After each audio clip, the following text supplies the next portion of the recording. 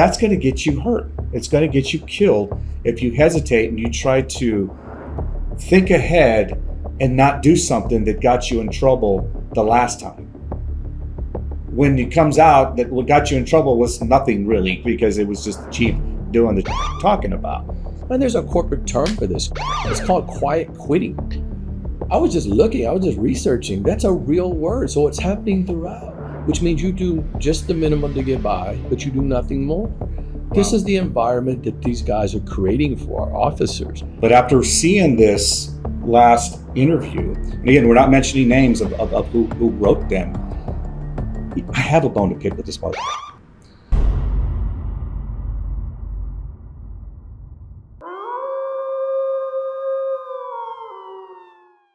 Blu Wolf Podcast.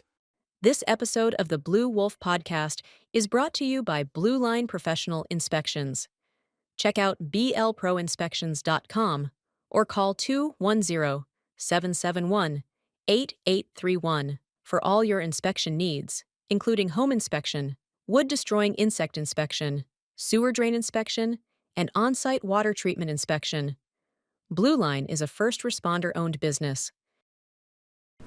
Hey everyone, welcome to the Blu Wolf Podcast. I'm Willie Cantu. I've got he's now a staple with the podcast, David Stepanski. We've had some good podcasts that have come out lately, and it's actually, I tell you, it's been a good boost for my, the podcast itself.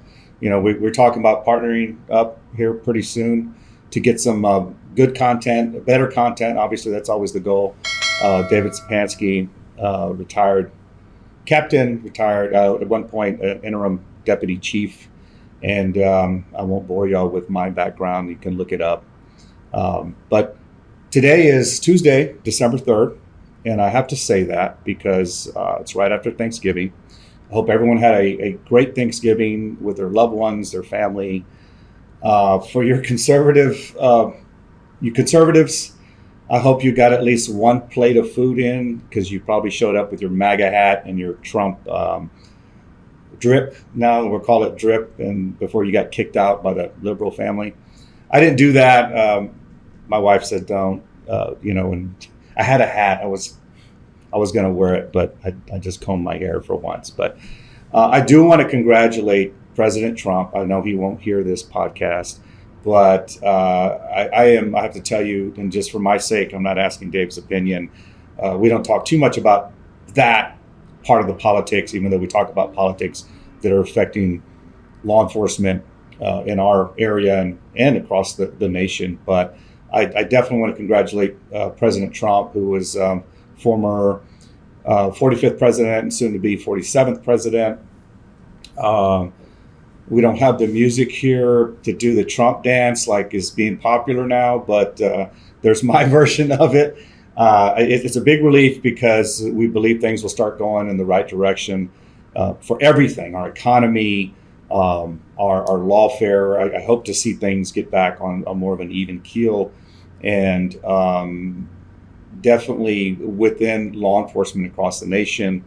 And we hear other things go on at other places. San Antonio and Bexar County, we've always been kind of behind. So we've caught up to all the crap that is going on with law enforcement, where officers are getting vilified for justified actions. So now things are shifting. What's going to happen is San Antonio, Bexar County is going to be behind. And so we have to go through that.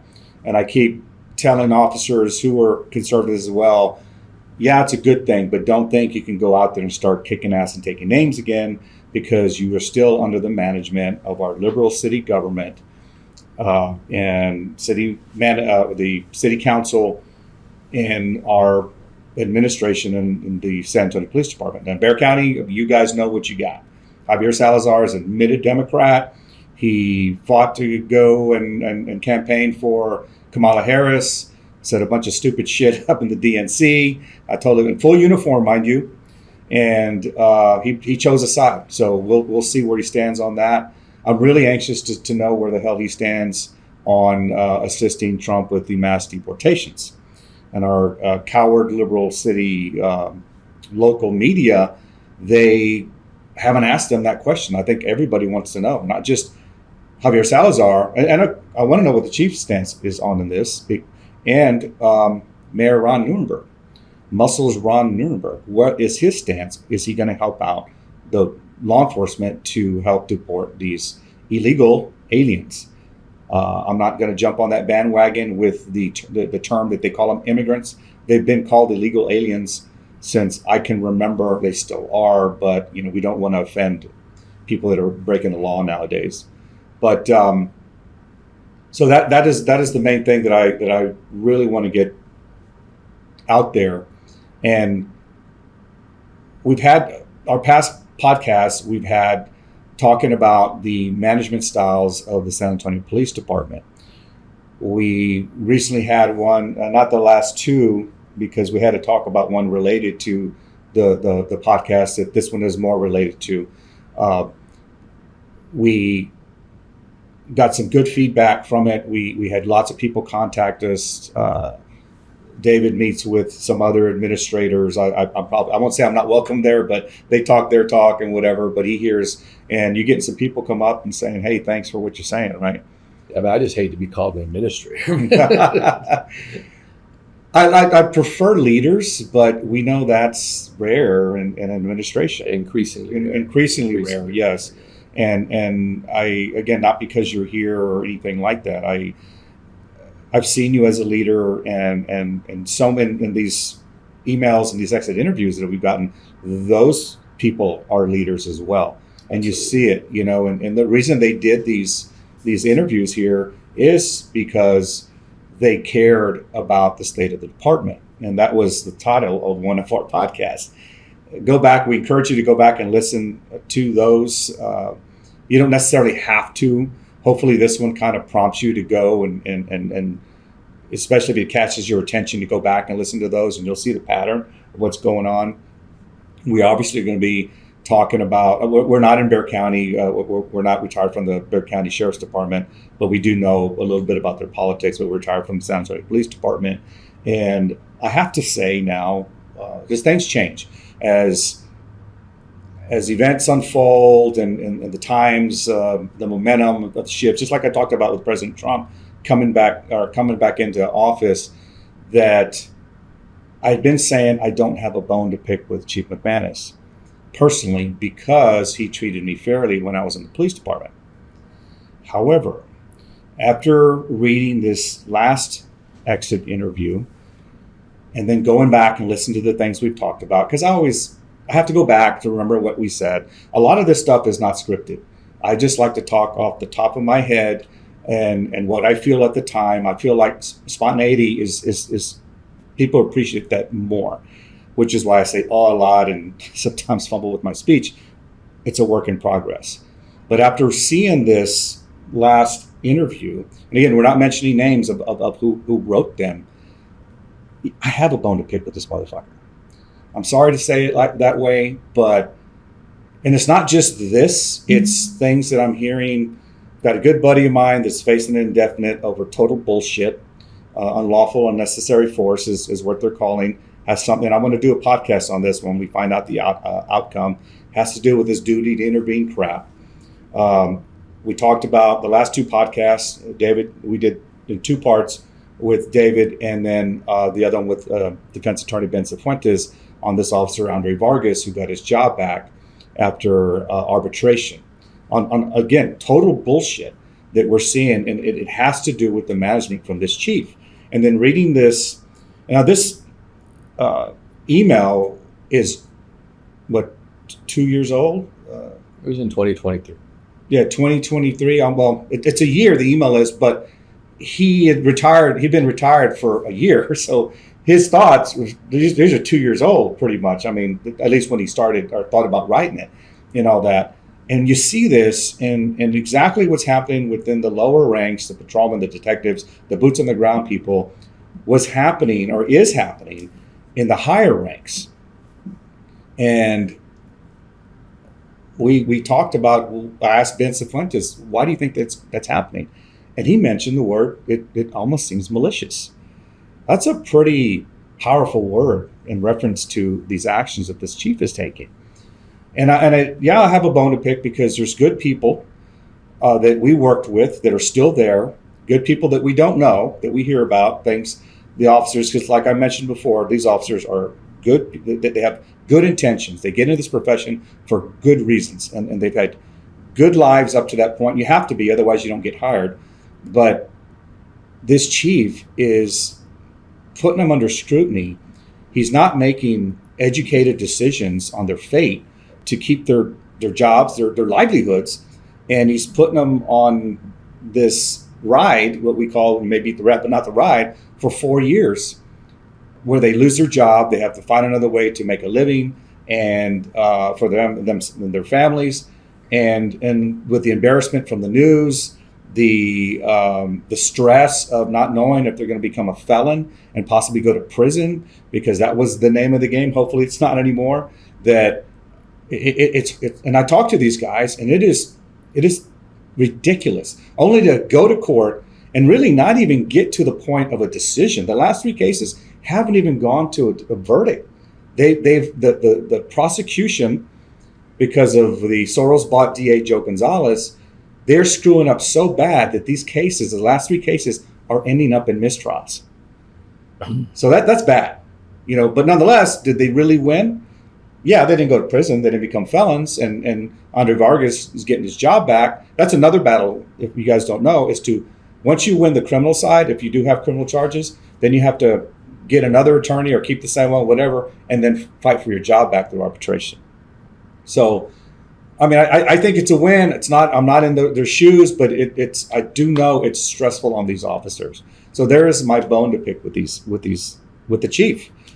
You need to cut that shit out, man. And if you can live with yourself doing that, you're just an evil motherfucker.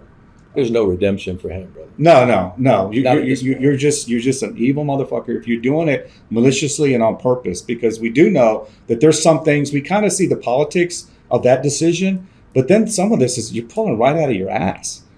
There's no need for it. I mean, there's no race involved with it, or no kind of media or public outcry for it or whatever. It's just your assumption that it might come that way. A lot of that comes because you can't explain it. You don't know your job well enough to explain these officers' actions. Which he demonstrated, right? Clearly. Clearly. The city and himself during the last arbitration, the Vargas arbitration hearing. It was so poorly done, right, that it's just silly. Yeah. Very silly. Yeah. I mean, that silly is a nice word, but really jacked up.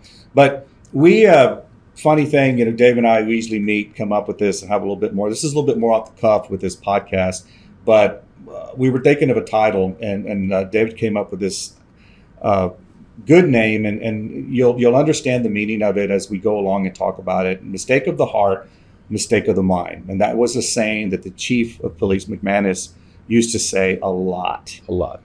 And so tell me about it, Dave. Yeah. So he likes to come up with these buzzwords, and early in his tenure here as the chief, got here in 2006, for probably the next 5 years, he would regularly use this as like a buzz line, right? Like he would say this all the time, and basically what that means, mistake of the heart or mistake of the mind, and just kind of explaining that because it may not be readily apparent to everyone.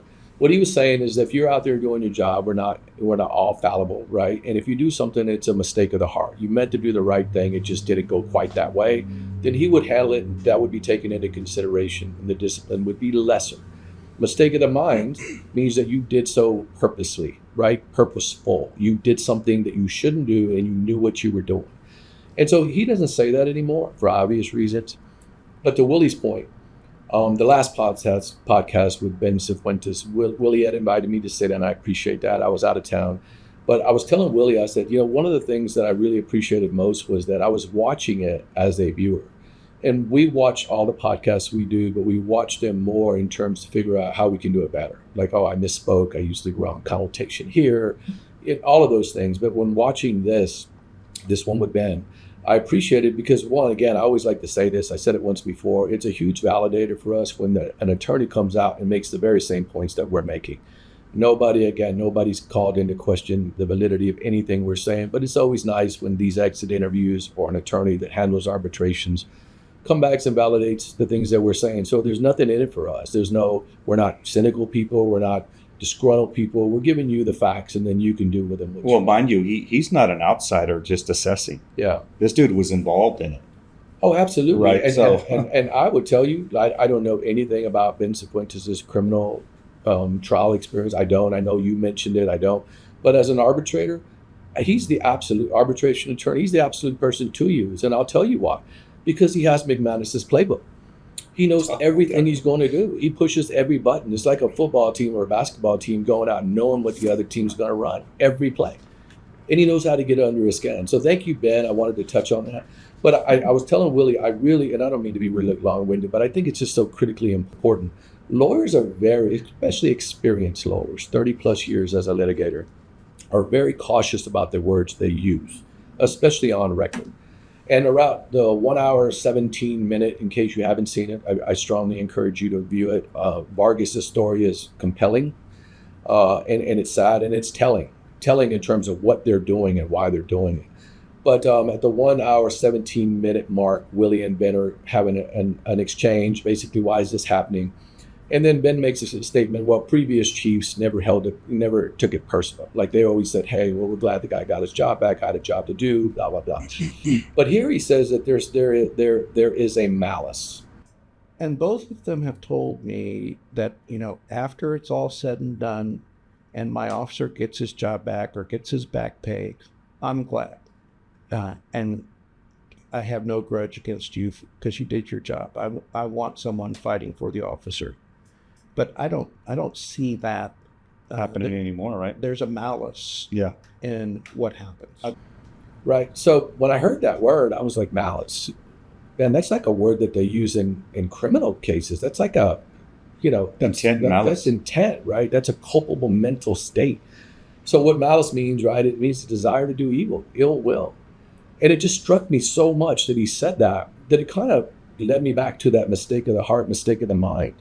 So what is it, Bill? Is it a mistake of the heart or a mistake of the mind? You're not preparing. You don't go over it. You can't justify your facts. And then when you go back, you do it, and you shouldn't have done it. So it absolutely is a mistake, or not even a mistake, an intent that you're doing these things with. And it's just, so my question is, and this would be a lawyer question, if I would have been here with Ben, I would have said, hey, man, at what point does it become libelous? At what point, when you do something maliciously and with malice, is it liable? Because maybe that's the path that eventually needs to be taken to stop some of this stuff from happening, right? I mean, at the end of the day, is that something that people can say, hey, I understand that, there are certain things that cover all police officers, but when you do it with malice, does that negate this? And I just thought it was very interesting. Well, we do know that police departments, and for good reasons mostly, are protected against lawsuits up to a point. Qualified immunity, Yeah. absolutely. I'm a big person of that. But really, if I'm a police officer, which I was and you were, and I wound up doing something with malice that hurts somebody else, and this is hurt, right? This hurt him, like obviously, right? In his pay, his credibility, his professionalism, his good name. And we were to do something, would qualified immunity cover our actions? No, they wouldn't. So that's a good question. That's a question I have that I would like to know if somebody out there and that's actually an attorney, maybe Ben himself, will ask, hey man, does this start to breach the point of qualified immunity for the chief of the police department, any police department who does things to hurt people maliciously and with malice? And that's the point I wanted to make. No, it's a great point, because we've gotten to this thought. I asked Ben that because it did pop up. I didn't have that scripted. What is it? Because now we're not seeing. And now I understand. Like there was a case that I worked on. The first two cases had to do with the George Floyd effect, because there were two Hispanic officers on a black guy.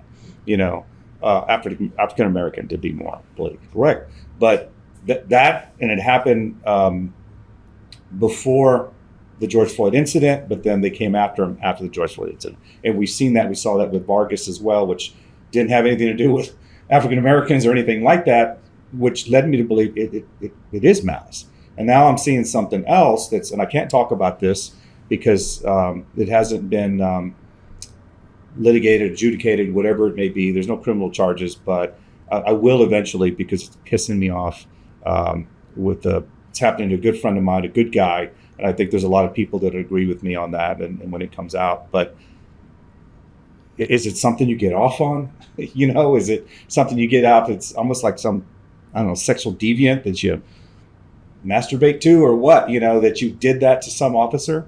But then you look like a fool when it comes unraveled almost 4 years later. But no one says, hey, pokes in his office or calls him on the phone, get in here. What happened here? You were wrong. No, it just kind of goes away. And I do understand that the current and hopefully fixing to change culture with society and liberals, I have to say that, liberals, is that they're just pleased that you try to go after a police officer.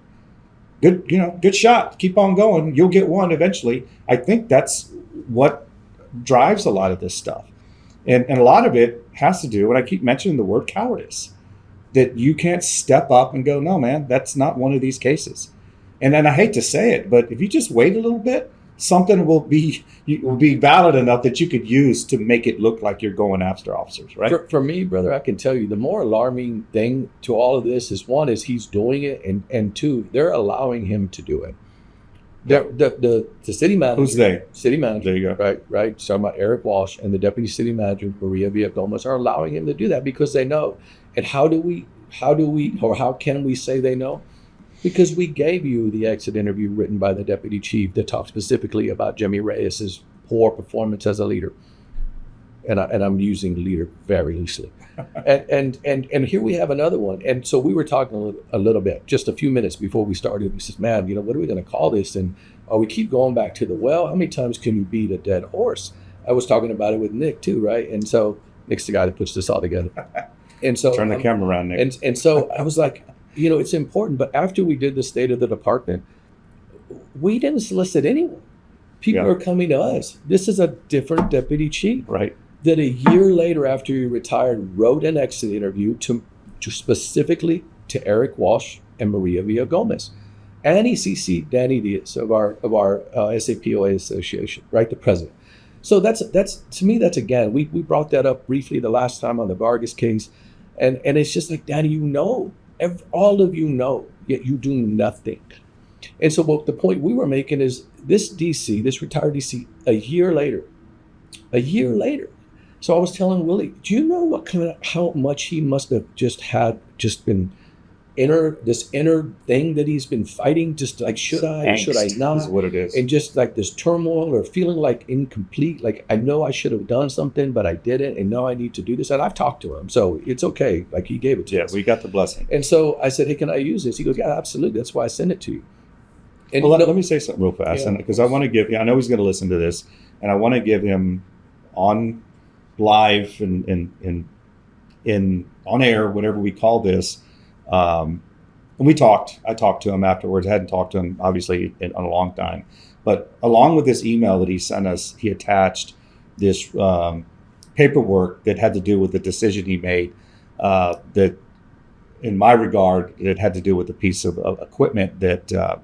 It's a long story that the department would let me continue to carry once I left SWAT, and it's a long story. It's a good story, but it's a long story, and I don't want to bring that up. But he says, yeah, Willie's probably a little upset at me. I wasn't, because I respected this guy. Yeah, this is from 2006, so he still remembered that. Yeah, he still remembered that. So, yeah, that's a good leader. And he explained to me thoroughly, instead of just saying, hey, no. He explained to me at that time, he may not remember that, of why he made the decision. Now, I didn't like it because of who he conferred with, because one of them was a dumbass, in my opinion. One of these days, it's going to be a podcast on that person. But basically, they're telling this tenured SWAT officer who brought this piece of equipment to the team to begin with, can't carry it because I'm gone from SWAT at that point. But I just want you to know, Chief, I'm still going to call you Chief. I hold no malice. I thought you were a great leader. Great guy, not to mention. We talked at length not too long ago. But man, that's just the way the ball rolls, And I found a way around it, and I think I told you about that. So anyway, but in reference, and I wanted to say this. So you talked about the length of time. This email is dated February 16th of 2023. He writes in the email that he'd been retired a little over a year, January of 2022. And after 33 years, he retired. The email was sent to Eric Walsh, the city manager, Maria Villagomez, the deputy or assistant, and whatever the hell she calls herself. She's an accountant, by the way.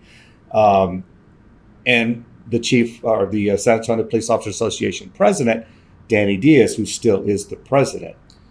He got no acknowledgement, no email saying, hey, got it, I'll check it out. Nothing from any of them. Now, the other one got a acknowledgement from Maria Villagomez. And it was just like, got it, or whatever. It was real short. So, I mean, was it in spam? Did they miss it? Did they just overlook it? Or, I mean, I understand they have a lot of emails, but my main thing, and we're not going to be too much on this, but I want to say I can understand the city managers, but our association president didn't even acknowledge a retired deputy chief. I mean, this dude carries more clout, and you just didn't even talk about it or confront it, or at least give him lip service, make it look like you're doing something. Absolutely nothing. And look at where we're at now with all this bullshit. And maybe you couldn't have done anything about it, but you could have talked about it because you have more of a voice. I don't know what's going on with you, man. Are you afraid of something? I mean, you got enough time to retire. If you're looking for another political job, I don't think you're going to do good at it. That's just me. But you have to step. You can be historical. You can be historical as a police officer association president if you did the right thing, stepped up and said something. But I'm going to get off that. Yeah, so I mean that's a lot, right? I mean, we're starting with a lot, right? I mean, there's a lot of stuff, but we just wanted to justify a little bit to you, like why we're going back to this well, right? And there's so many other things to talk about. Well, Willie and I were talking about the podcast. It was just a few years ago. We lost a bunch of officers to self-inflicted deaths, right? Suicides. Those are important topics to talk about. And we want to talk about those things. We want to talk about other things, but this keeps coming up because the bad leadership is so infectious that people are just screaming for us or asking us to continue to talk about it. And they're giving us the information or the information that they have in order to continue to talk about it, which means people are fed up with this shit. They're fed up with him. They're fed up with those around him. Although I will say, and it's quick off topic, he made a great choice for the last DC. I mean, a really good choice. Good for the men and women of the police department that are at the operational level. George Suarez, a guy that is sound all the way around. Operationally sound, strategically sound, tactically unmatched at the last three ranks. I worked with him on SWAT. Unmatched, right? So at every level, he was respected, from patrolman all the way up to captain. Now he's a deputy chief. And again, unmatched at the tactical level, without question, at his rank. I will say, to be real, I'm surprised. Yeah, no, I was surprised too. And that could be a whole nother podcast. Yeah, right? not because George is bad, but because of, he was in the... George took some licks along the way. He was in the penalty box for a long freaking time. But I'm just addressing for the men and women of the police department, the men at the operational level. This is a win for them because he didn't kiss his ass to get up there. He did everything the right way. Now, there's a lot of speculation on why. Maybe he did deserve it. Of course he deserved it. They all deserve it. There's another captain out there that's number one in seniority. He deserves it. But anyway, without just getting into that, great choice. Maybe that's what they call an epiphany, right, Chief McManus? Maybe you just had an epiphany, like, oh, this really is somebody that I should do. I'm a pessimist at heart. Yeah, well, I just needed to say that because one is I know him, I think a lot of him, I respect him, and so does everybody else. And that's the key. So does everybody else. But getting back to this part, when we were talking to this person that authored this thing, we sent it over to him. And then, so I shared it with Willie. Willie spoke to him, and now we're hearing it. It's a very strong thing. I like, how do you not highlight? Just dripped in yellow. It's like, just put it in there. Like, I can't even take some of it out. It's all good. And so I'm going to try to read it to you here shortly. I went to public school, so give me a little break on the big words. Let me say this too. This was done on his own accord, not by anybody's request whatsoever. As a professional organization, which was also with the last exit interview, these things are supposed to happen, are they not? Yes. When someone leaves, it's for accountability. It's also to quality assurance to see where we went wrong, get some ideas, and listen to these, because you consider them professionals, and listen to their take on what was going on in that organization. But I believe, according to one of them, they stopped doing it because they weren't getting very good reviews. Yeah. It's like performance appraisals. Right. It's just something that's written in there. It doesn't weight you one way or the other. So it should. Instead of fixing it, Yeah. they just said, I don't want to listen to it. It's like them monkeys, hear no evil, see no evil, Yeah. Talk and speak no evil. That, like, if I close my eyes and you don't see me, it's what it seems with these. There's one omission over here, and I didn't say it to the author of this, and I will. I mean, I talk to him as regularly as we talk to anybody, especially when I have questions. He's so smart. I wish you would have put McManus on here. If you're going to write it about someone, put him on there. He should know. Hey, this is you. This is the shit job you do. This is how you're affecting an entire police department. This is the culture gone awry by you. Well, he sent it to his bosses. Yeah, but I get what you're saying. I mean, just include everybody and all that. But he sent it to his bosses.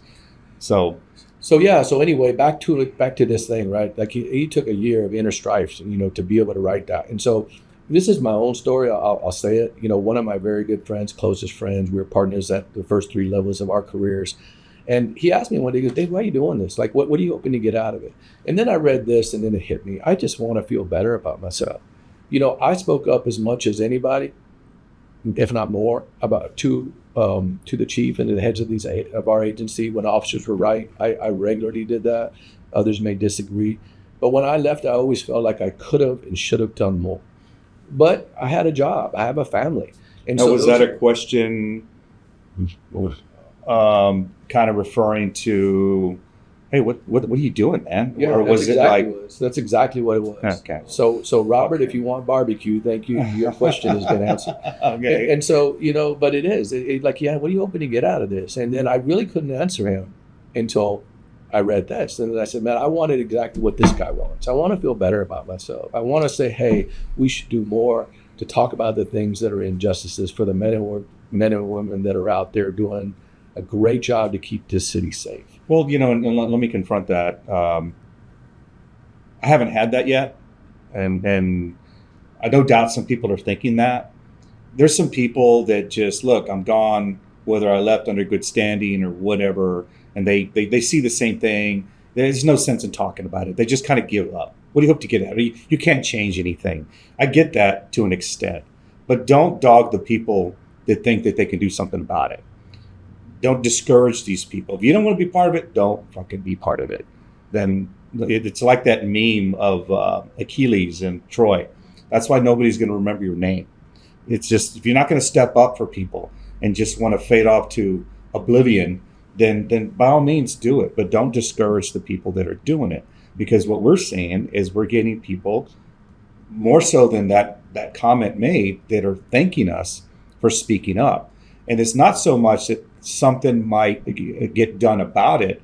It's that they wanted to say the same things, and it's a relief on their spirit that hey man, finally somebody's speaking up. And we're on YouTube and the internet, so anybody can see it.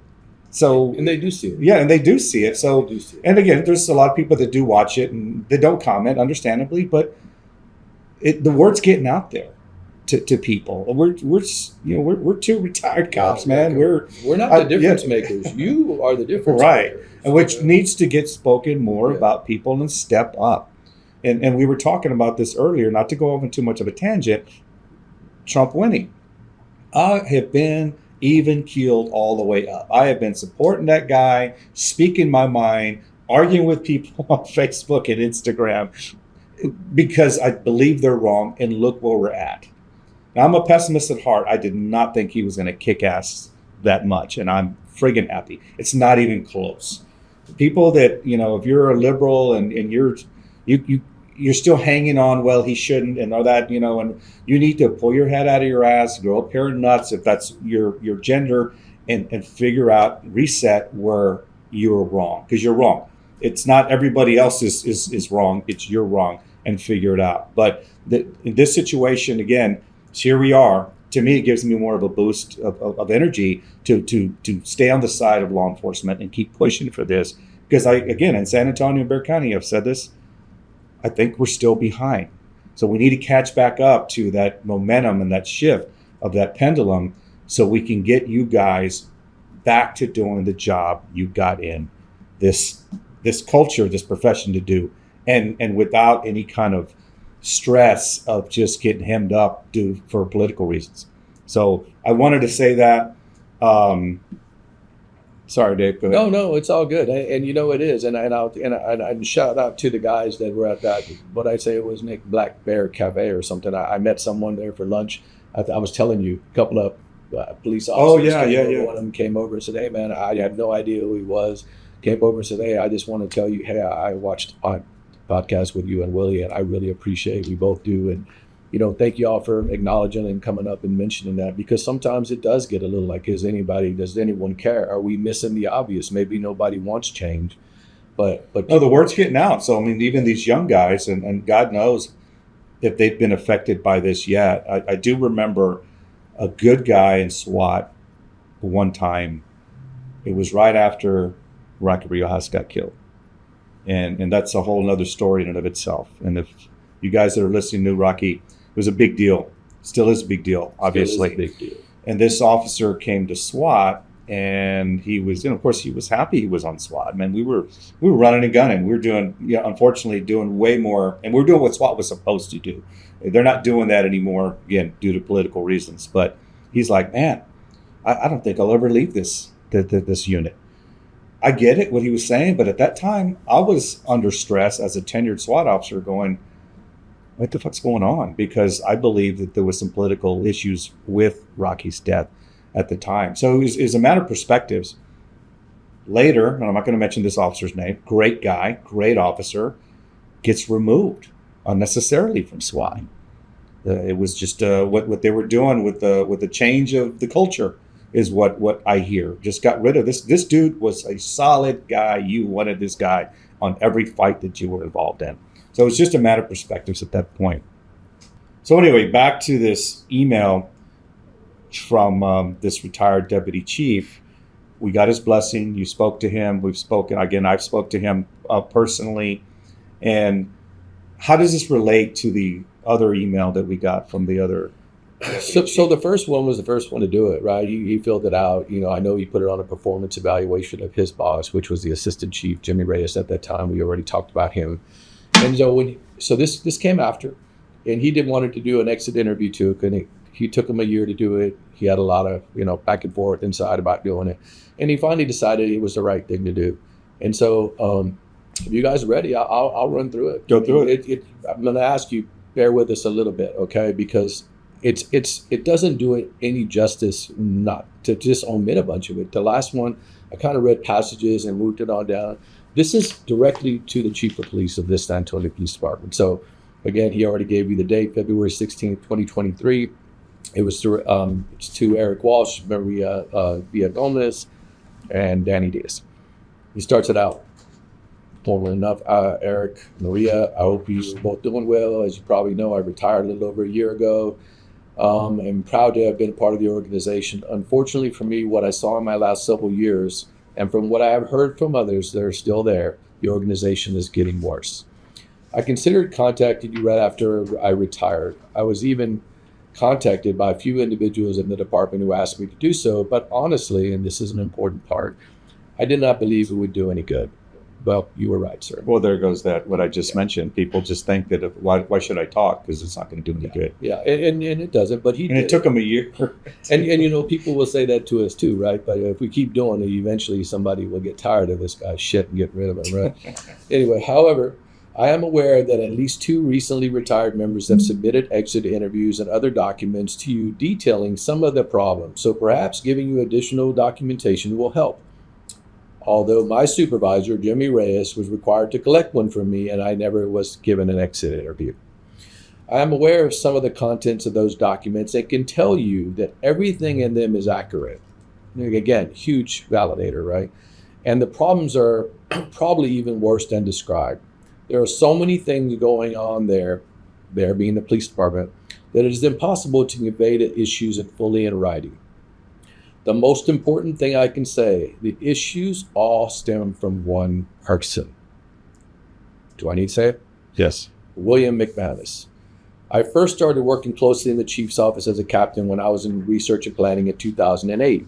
But things were not as bad then. But looking back, it is easy to see that the patterns were developing. I quickly learned that one main thing guided McManus, his ego and how he looked to the public. He didn't care how things impacted the men and women of the department, as long as it did not affect his popularity. When any of us brought up morale, he would dismiss it outright.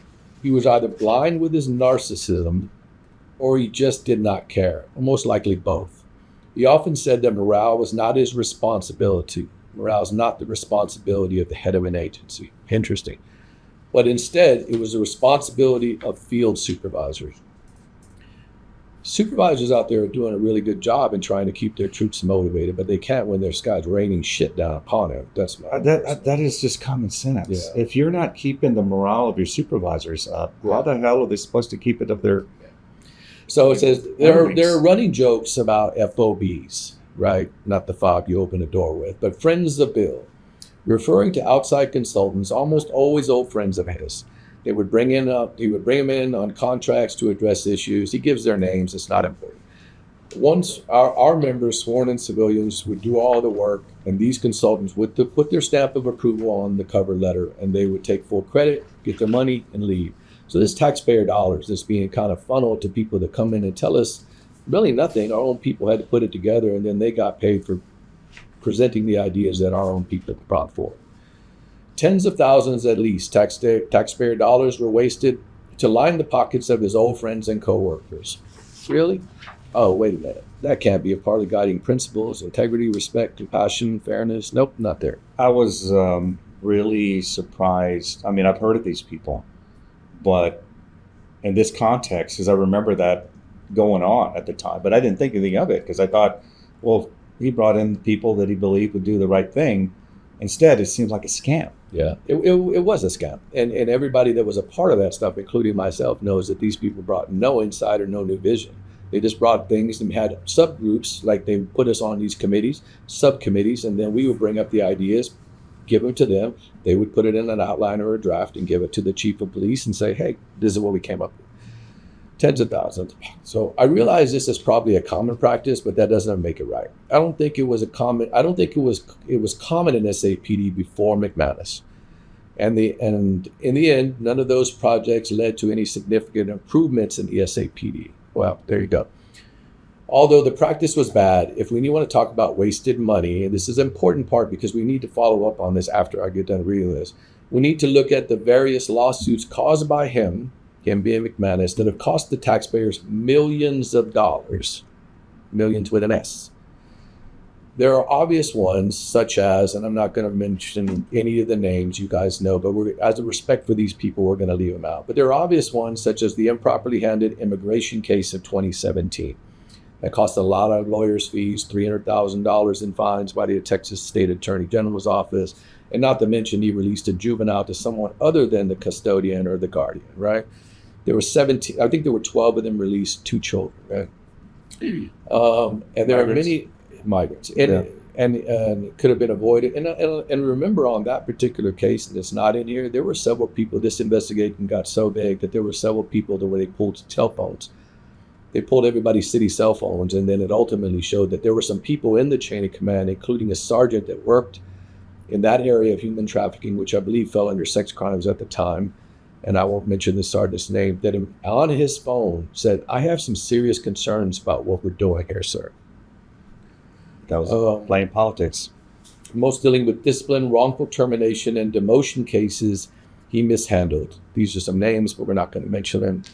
It was always easy for him to blame the CBA in this. That's the collective bargaining agreement. That's something you'll hear on KSAT, where they'll say, hey, the officers are coming back because the collective bargaining agreement makes them more likely to come back. Well, if you thought about the Vargas case, that has nothing to do with it. It's piss poor work performance, no decision making, no standing, no able to come back and validate why your decision led to that kind of decision.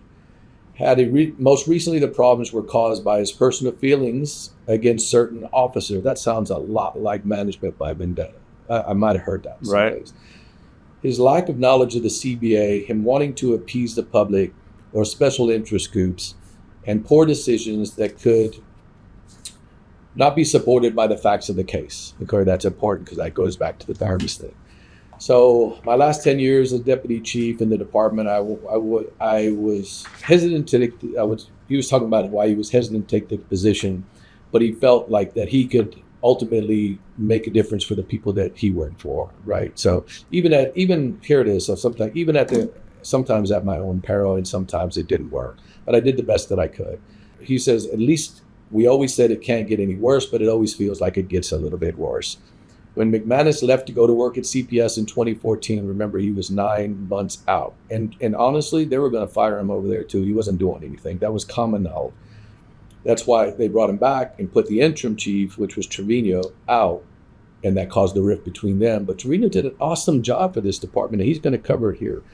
There were celebrations throughout the department. Morale instantly started getting better. Everyone was included in planning, decision-making, policy discussions, etc.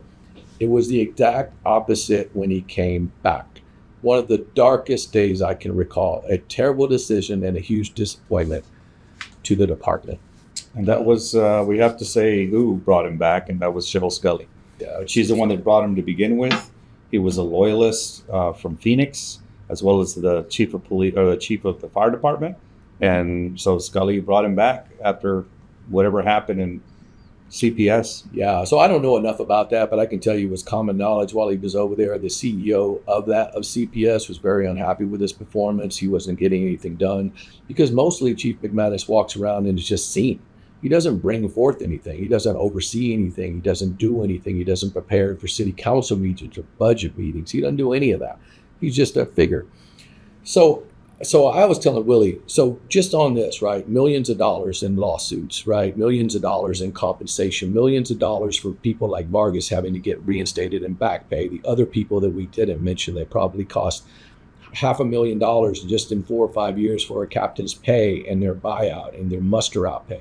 So I said, hey, I'm going to go back and look at what the COSA budget is. The COSA budget for San Antonio 2025 is $3.9 billion. That's almost $4 billion.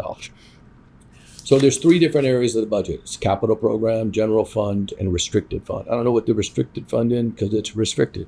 But the general fund, which is where public safety calls comes into, gets $1.67 billion, right? PD, fire are under the general fund. They take up 64% of the general fund. That's a huge commitment to public safety, right? That's monstrous.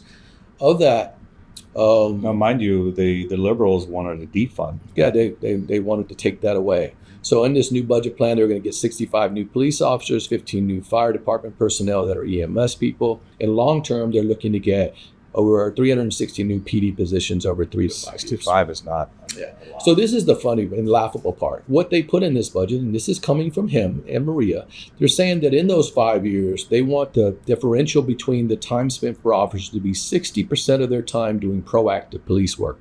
60% doing proactive police work. 40% taking calls.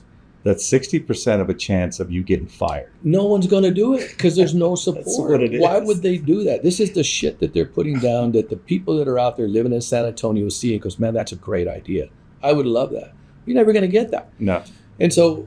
And they're not training them to be effective at that. No. So I wanted to bring up, so in terms of that, Eric Walsh makes $405,990 annually in 2025. Maria Villagomez, $305,010. Andrew Segovia, the city attorney that also supported this whole thing with him, McManus covers him on all of the lawsuits, all of the decisions, always supports him, $358,564. McManus makes $274,365 for a total of $1,343,000. It's a lot of money. Even in today's world where money don't seem like it has value anymore. So you have a guy that's 2025 and it's gone up about 20% since 2016. So you have a guy that makes $274,000, but he's costing the city millions of dollars in bad decisions. What's the ROI? That's a corporate term. What's the return, right? What is it? Return of Yeah, investment. what is the return on investment? You're paying millions of dollars on bad decisions. Arbitrators showed you the other day, terrible, terrible decisions. This exit interviews talks about all the lawsuits, the millions of dollars, the bad decisions, the embarrassment to the city for a guy that makes $274,000, which is a lot more than anybody that makes in this room. Well, it's important for people to know that the chief is hired. He's not elected. Yeah, he's hired. So it's not like Salazar. You'd have to elect him out. Yeah, This guy can be fired at any time. at any time. By the city manager or any member of council, as long as there's a majority of it. But the thing about it is, like, what is the return on investment? Well, really, man, you get a dog that heals. That's the end of it. Like, he does everything that they tell him to do, and every council person tells him to do. So that's the only way that this makes any sense. And so what Willie and I were talking about, if you take those numbers, then you just look at it for any business, either profit or nonprofit, and you were to look at somebody that's a walking liability like that, what do you think would happen? Well, they'd be terminated for cause or lack of confidence, right? Yeah. That's it. Why is this man still here? I'm a private citizen. Willie's a private. I'm not calling for anybody out here to do that. I'm just telling you from an observation standpoint on business and dollars, does it make sense? No, it makes no sense. Well, I think maybe the on investment, it's the only answer, is that he's doing the bidding of the liberal and the leftist city government. That's the only thing, regardless of how much it costs. Because we've seen them waste money on total bullshit. So I don't think that they have a projection that, because in a lot of, in a corporate world, and I by no means am considered a businessman, you have to consider your losses, kind of expected amount and losses.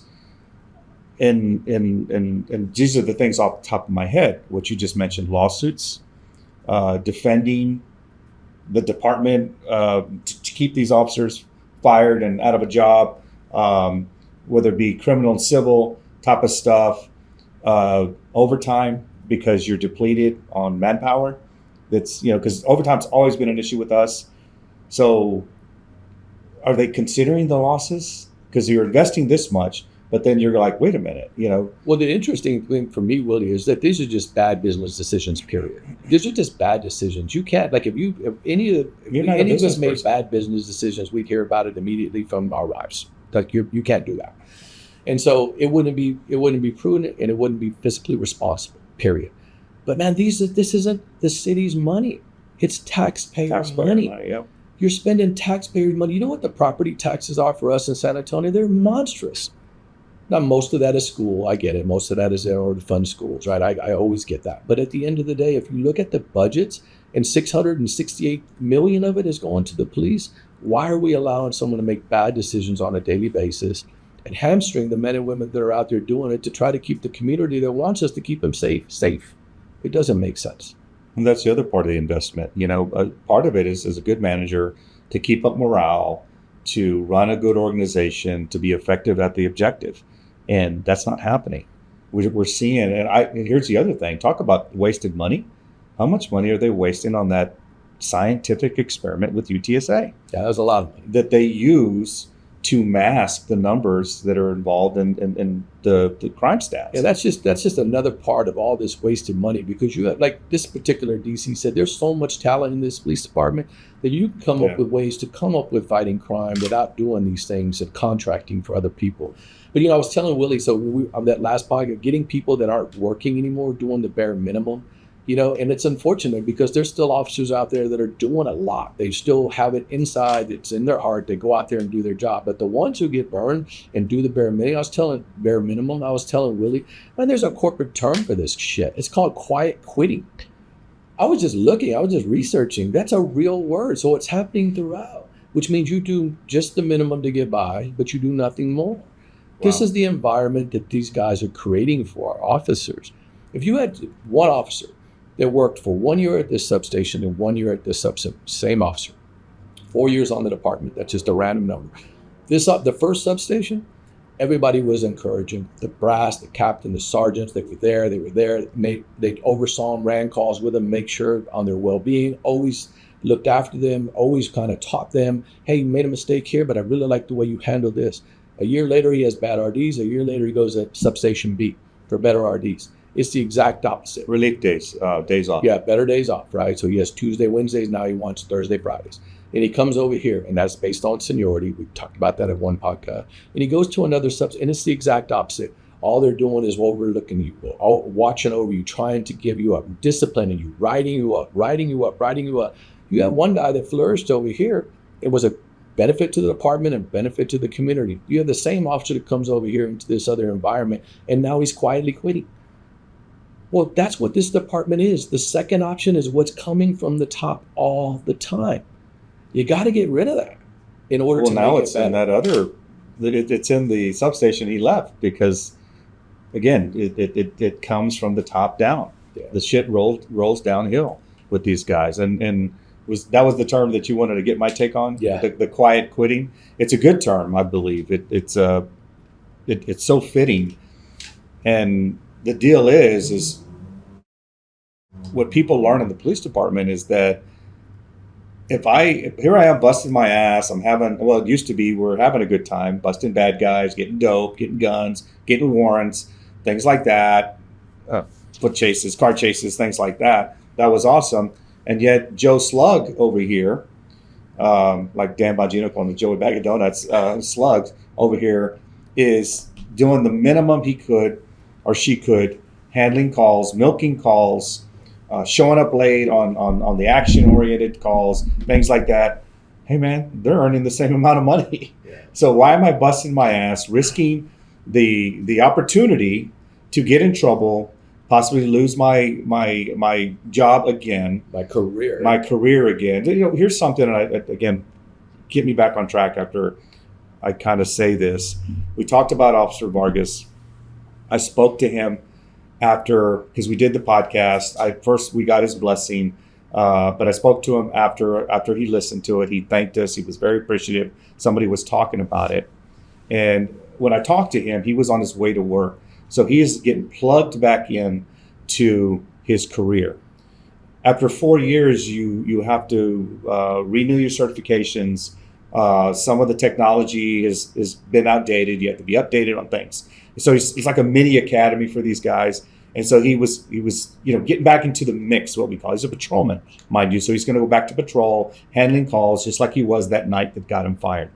And I asked him this question: what are you going to do different that you think won't get you in the same predicament that got you fired? And he hesitated. And it was a long wait. And he didn't I don't know, because I don't think that question had been posed to him. So you got fired. I told him you got fired for doing your job justifiably, what you thought was right, and it was right. We saw it, albeit for something other crap, which you'll probably fix. But if you're involved in something similar, are you going to hesitate? Because, whoa, wait a minute. Now I know. You know what I'm saying? So that's going to get you hurt. It's going to get you killed if you hesitate and you try to think ahead and not do something that got you in trouble the last time. When it comes out that what got you in trouble was nothing really, because it was just the chief doing the shit we're talking about. So that's dangerous in and of itself. Is he going to quietly quit? Probably so. Probably so. And I mean, hopefully he'll do, which I think he will, still look like and probably do more than the average officer, because that's just the way he's wired. That's what you have a lot of with these officers. I still got to do it. I still enjoy helping people. There's these little victories that we get, no matter how small. Sometimes they don't get talked about. You just feel good about yourself when you do that. So quietly quitting is what's going on in law enforcement across the nation, especially in San Antonio, because you have this leader that is looking for ways to get you hemmed up, and whether it be malice, like we talked about, or he's trying to be politically correct, which I really don't see on some of these things. I think, and like I mentioned, my bone to pick with you now, Chief, is you are just incompetent.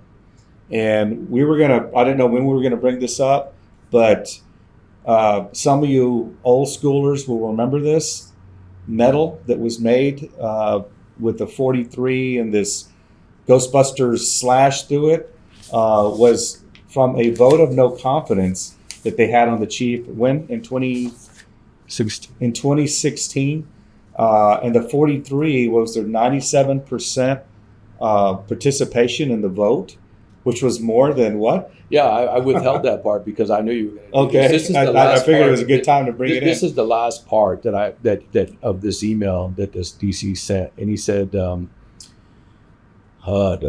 he says the no confidence vote held a few years ago should have been a wake up call.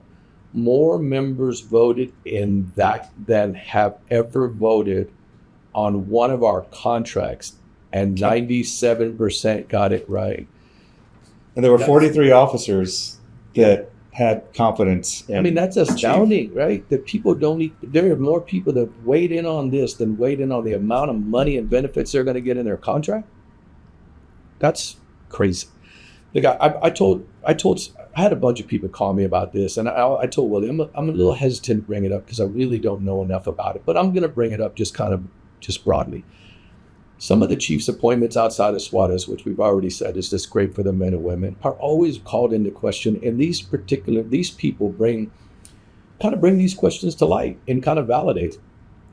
It was shortly after the last podcast that I went to one of these things Willie was talking about, retired people. And about 3 of them told me about this incident with one of the recent appointees to the rank of deputy chief. I'm not going to say his name because I don't know enough about it. But the incident took place at North Patrol. Guys are working grants, right? It's called DDACs, right? They get out there and it's traffic enforcement. They write tickets. One of these guys that got pulled over was written a couple of tickets, was a vendor for the city. This guy knew somebody, the person I'm talking about, this recent appointment, and the 2 citations were both hazardous violations, right? So not like sitting there with your license plate light out. I'm talking about broke a tail light. Yeah, it was trying to find it, but it was, I don't know, failure to yield and, hazardous violation. This DC went to the patrol substation and allegedly pulled these tickets. So how it works is traffic can write a ticket, it goes right into the system, right? They can't do anything about it. But the way patrolmen do it, they write the ticket, they go to the patrol substation, they put them into a box. Put reports in one box, tickets in another, fuel contacts in another, that kind of stuff. Pull these tickets. Who has the authority to do that? No one. If the guy shouldn't have got the tickets, he does what? He goes to court, talks to a judge. You can get a trial, you can get a jury and a municipal court just like you can anywhere else. So many ways. Pull these tickets out. You can go through defensive driving and you can do other things. Pull tickets. Who would do that? If any other person did that, they would be on an indefinite tomorrow. As far as I know, this DC is still within the 6 months of probation, although I don't think the probation at rank really applies to the DC level. But there's only 3 ways for anyone else to do it, right? Incompetency, failure to supervise, and something else. How is this not being investigated? Or maybe it is, and I'm not aware. But if this happened, the patrolman that wrote the tickets knows about it. The supervisors at the north side know about it. The captain that works at the north side knows about it because I think this guy went over there and told everybody that these tickets were chicken shit. Yeah. Well, chicken shit is a cop term that means like kind of lame. Like, oh, that was weak. You could have not did it. Really? He didn't say they were that they were wrong. They were unlawful. Yeah, or unlawful. So this happened. So these are the kind of people, going back to the earlier podcast, where this new version of deputy chiefs that this chief of police is hiring, which is just really kind of lackeys for them, that are going out there and now they're overstepping because they don't feel like they answer to anybody. And so this should be That's a lot of effort for someone of his rank to go through for something. Again, a Class C fucking misdemeanor. This is the same guy that I said is fuck up the mover. Yeah. Right? Who has gone from every place. And again, I'm not going to say his name because I don't know what's going on, but this should be investigated at the very least by Internal Affairs. And it should be investigated by the Integrity, which is potentially a criminal violation of tampering with governmental documents. Now, I don't know that that's not happening, but it should happen. And so people ask me to bring it forward, and I'll definitely bring it forward. So it'll be interesting to see how that plays out, if it's even going to be looked at. No, it should be looked at. I'll say this with that guy. He's done a lot worse shit. And that right there is on the lower end of the stupid shit that he's done that I've heard of. And at one point we'll end up, I mean, we just wait with these things. We talk, and the city's constantly giving us great content.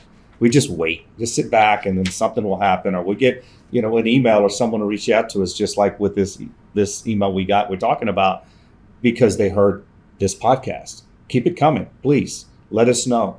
It's not like we can talk about everything in relation, because I am getting that. It's not like I can have a podcast for, hey, okay, so-and-so said this and do that. But keep it coming, because we can tie it in a lot of times with other topics that we're going to speak of.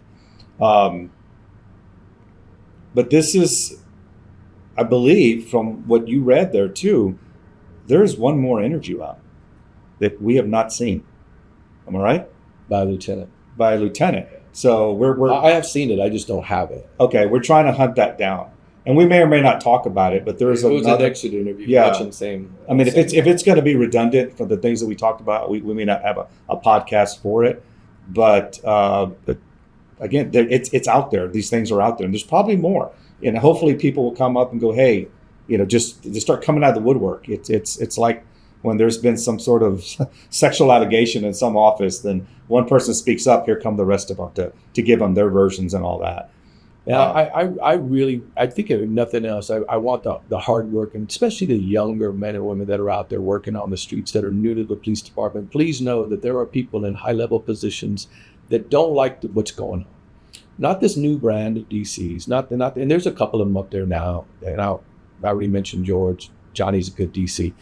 But the rest of them that just follow that original plan about cutting corners, it's just bad for the environment. There are a lot of people out there that are really supportive of you, that don't like what's going on, and unfortunately they have to retire and then get put these things in writing, and it goes nowhere, and then give it to us, and then we bring it to you.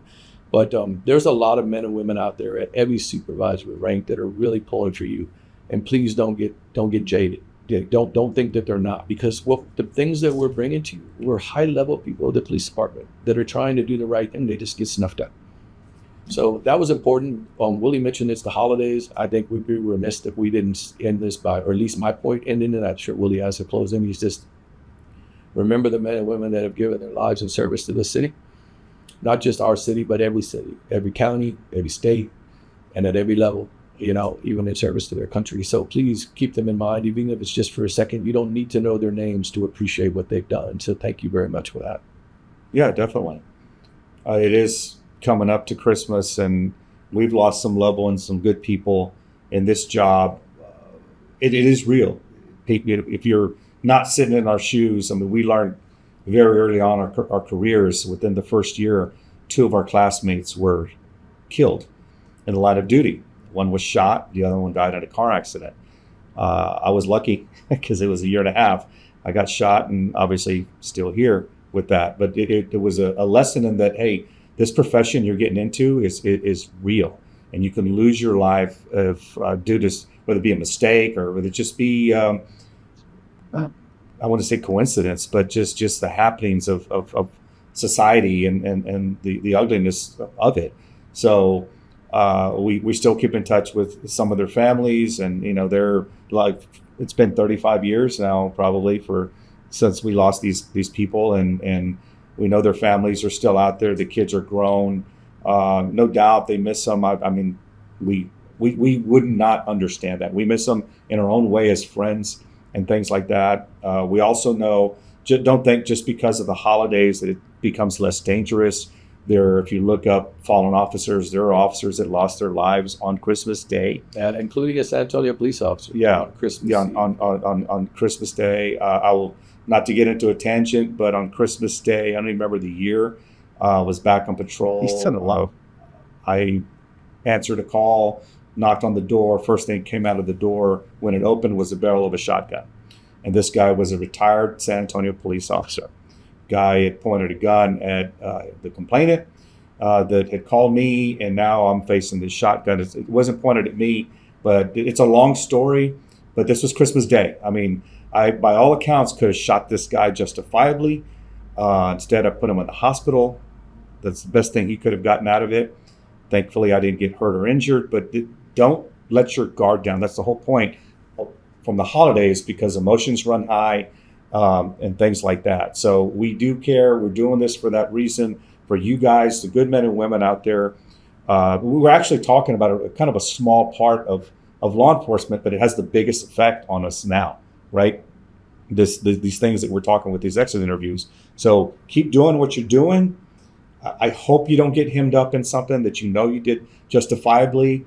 If you do reach out, we talked about Ben Cifuentes. I'm going to give him another commercial. If you end up in arbitration, hire this guy.